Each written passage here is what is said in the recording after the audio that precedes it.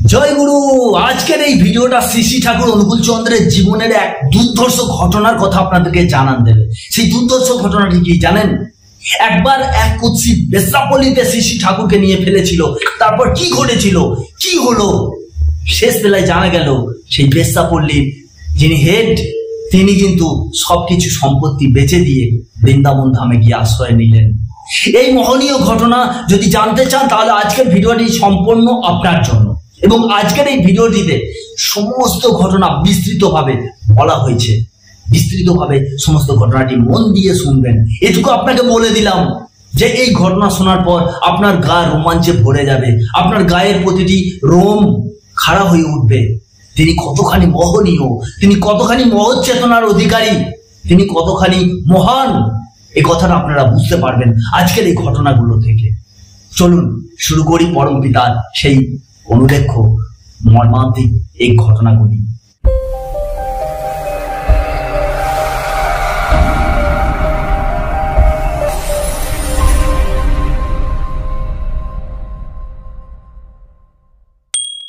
পরম প্রেমময় শ্রী শ্রী ঠাকুরের আজন্মলব্ধ নিবিড় মাতৃভক্তির ফলে স্ত্রী জাতির উপর বাল্যকাল থেকেই অনুকূলচন্দ্রের এমন একটা সহজ শ্রদ্ধার ভাব বিকশিত হয়েছিল যে নারীমাত্রকেই তিনি নিজ গর্ভধারণী জননী জ্ঞানে ভক্তি বিনম্র চিত্তে মান্য করে চলতেন।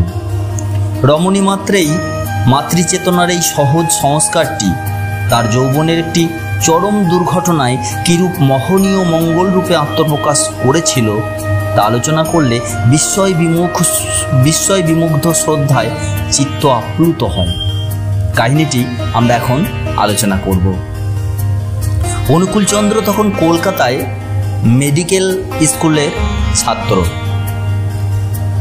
তার কমনীয় দেহকান্তি এবং রমণীয় স্বভাব চরিত্রে আকৃষ্ট হয়ে বহু সমপাঠী বন্ধু তার কাছে এসে জুটত।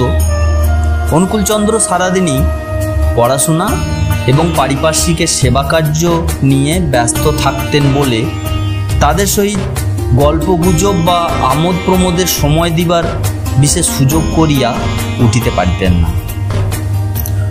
কোনোদিন একটু অবসর পাইলে তিনি নির্জন গঙ্গা তীরে গিয়া সূর্যাস্তের শোভা দর্শন ও নির্মল বায়ু সেবনে দেহ মনে শান্তি অপনোদন করিতেন। বলা বাহুল্য সঙ্গীদের অনেকেরই তাহা ভালো লাগতো না। ওদের মধ্যে আবার কয়েকজন ছিল অতীব দুশ্চরিত্র। তারা গঙ্গার ঘাটে স্নানরতা মহিলাগণের প্রতি অশোভন দৃষ্টিপাত করত এবং তাদের লইয়া অশ্লীল হাস্য পরিহাস করত। বন্ধুগণের ঈদৃশ অশিষ্ট আচরণে অনুকূলচন্দ্র মনে বড় ব্যথা পেতেন। তাদের হীন মনোবৃত্তি সংশোধনের জন্য অনেক সময় তিনি স্বতঃপ্রবৃত্ত হয়ে যথেষ্ট চেষ্টাও করতেন। বলিতে কি তার এই কল্যাণ প্রয়াস বন্ধুগণের বিরক্তিরই কারণ হতো। পরিশেষে এমন অবস্থা ঘটিল যে তাহারা ঈর্ষা ও আক্রোশের বশে তাহার ভীষণ শত্রু হয়ে দাঁড়ালো এবং যেভাবেই হোক একে জব্দ করবার জন্য উঠে পড়ে লাগলো। অবশেষে কয়েকজন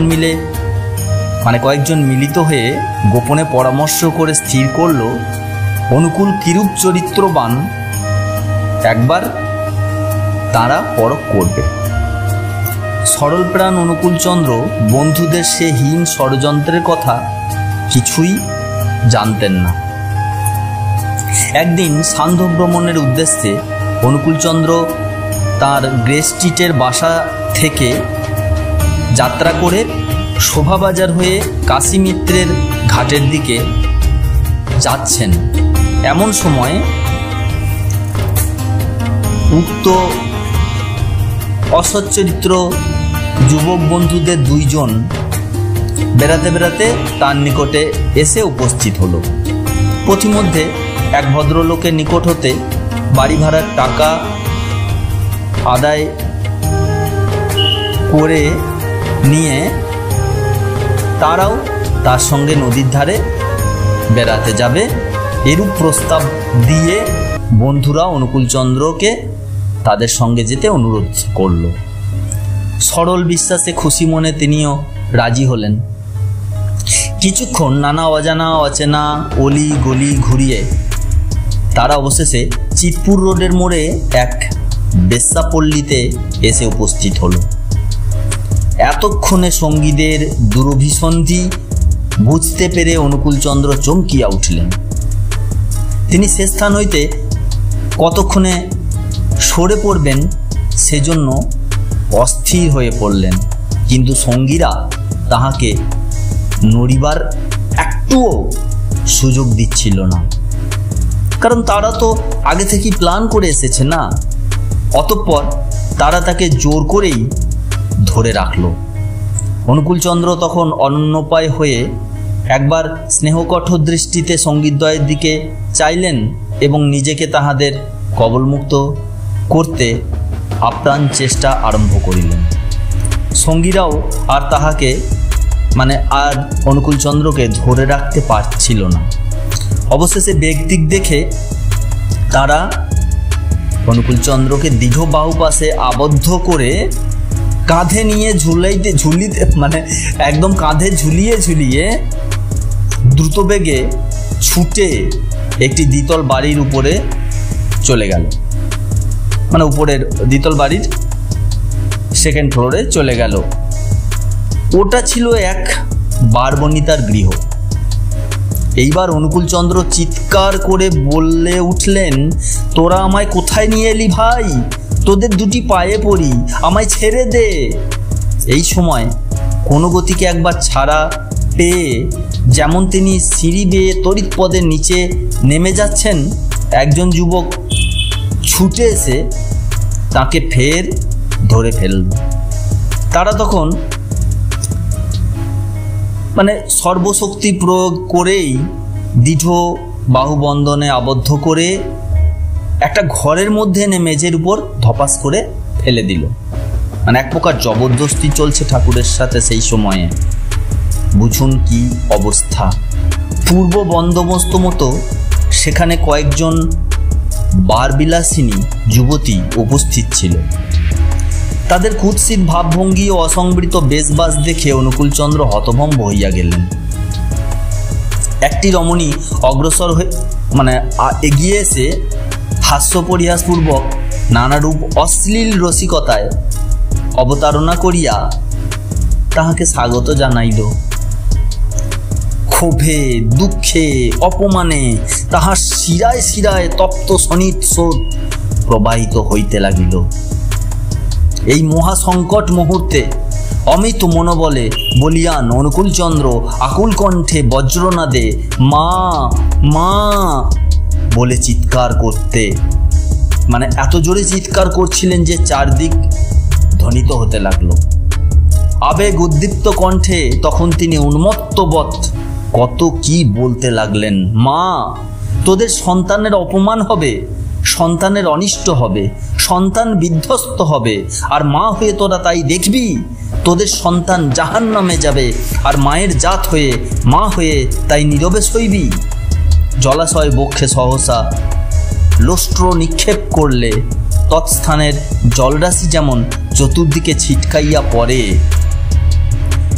অনুকূলচন্দ্রের আবেগপূর্ণ গম্ভীর নাদী পবিত্র মাতৃ সম্বোধন এবং উচ্ছ্বসিত কণ্ঠোচ্চারিত মর্মস্পর্শী বাক্যাবলী শুনে অর্ধনগ্ন রমণীগণ ভয়ে সন্ত্রস্ত ও সংকুচিত চিত্তে তেমনি ইতস্তত ছুটে পালালো, পালাতে পারলে বাঁচে। গৃহকর্ত্রী বেশ্যাটি স্তব্ধ, বিহ্বল ও হতবাক অবস্থায় নিশ্চল দাঁড়িয়ে রইল। সংজ্ঞা ফিরে আসলে অনুকূলচন্দ্র দেখতে পেলেন উক্ত গৃহকর্ত্রী তাহার যুবক বন্ধু দুইটিকে তীব্র ভাষায় ভৎসনা করিয়া গৃহ হইতে বের করে দিচ্ছেন এবং বলছেন, এমন নিষ্পাপ মহাপ্রাণ ব্যক্তিকে কেন তোমরা এখানে নিয়ে এলে? এই সময় অনুকূলচন্দ্র চলে যাবার জন্য তাড়াতাড়ি উঠে দাঁড়ালেন। বেশ্যারমণীটি তখন কাতর কণ্ঠে কত মিনতি জানিয়ে বলল, না বাবা, বিছানায় বসবে চলো, বড্ড ক্লান্ত হয়েছ। অনুকূলচন্দ্রের তখন মনে পড়ল সেই নিরালা পল্লীর ক্রোড়ে নদীর ধারে তার মায়ের ক্ষুদ্র কুটিরখানার কথা।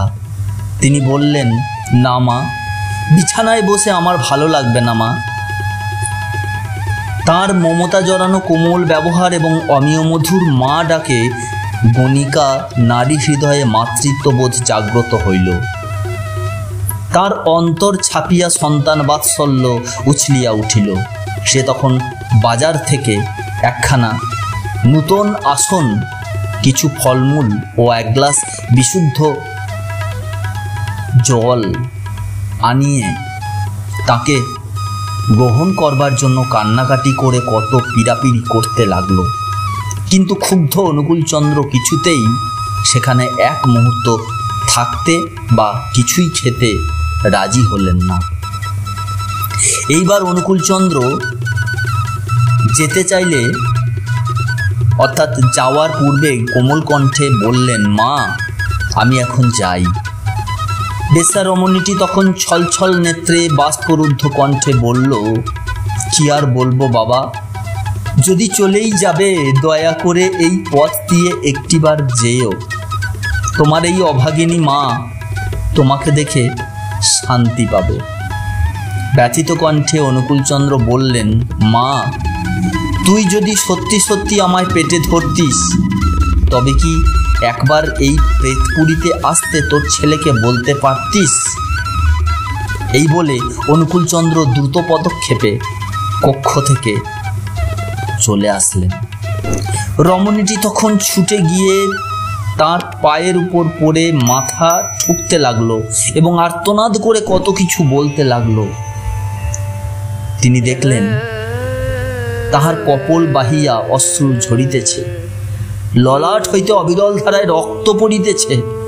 আর এই অবস্থায় স্বীয় জীবনের কত পাপ কথা অনর্গল চিৎকার করিয়া বলিয়া যাইতেছে।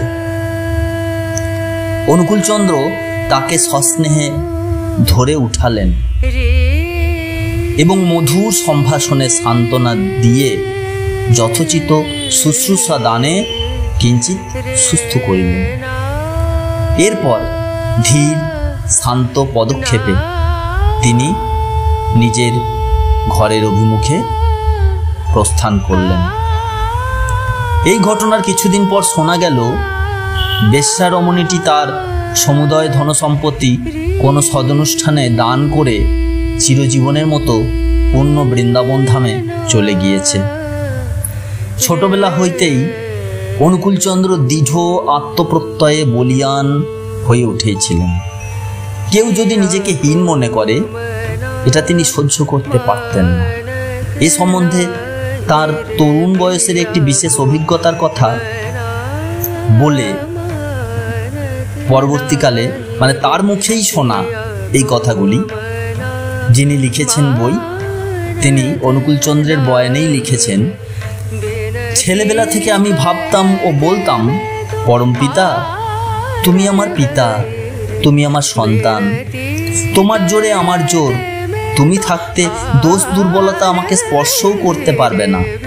একজন বৈষ্ণব ভক্ত আমার এই মনোভাবের কথা শুনে বলল, সে কি, ও তো অহংকারের কথা, বরং দিনভাবে বলবে, আমি দুর্বল, আমি পাপী, আমি অসহায়, আমি অধম, আমি নীচ, আমি অপবিত্র, তুমি আমাকে রক্ষা করো, ত্রাণ করো দয়াময়।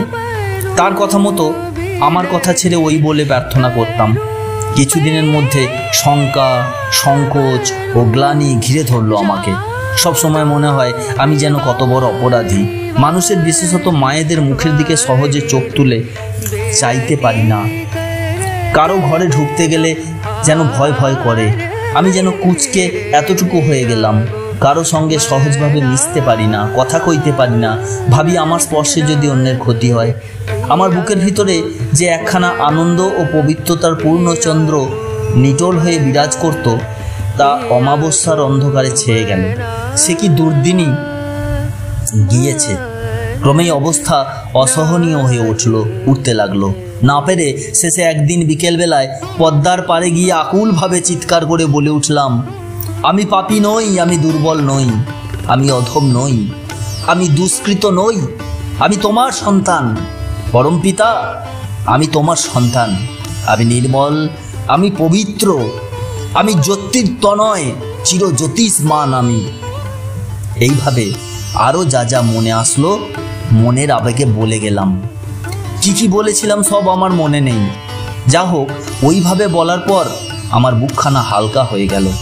তখন স্বস্তির নিঃশ্বাস ফেলে বাঁচি। তাই অন্যকে হীন ভাবা যেমন খারাপ, নিজেকে হীন ভাবাও তেমনই খারাপ। শুনেছি চৈতন্য চরিতামৃতে আছে, আমারে ঈশ্বর ভাবে আপনারে হীন, তার প্রেমে কভু আমি না হই অধীন।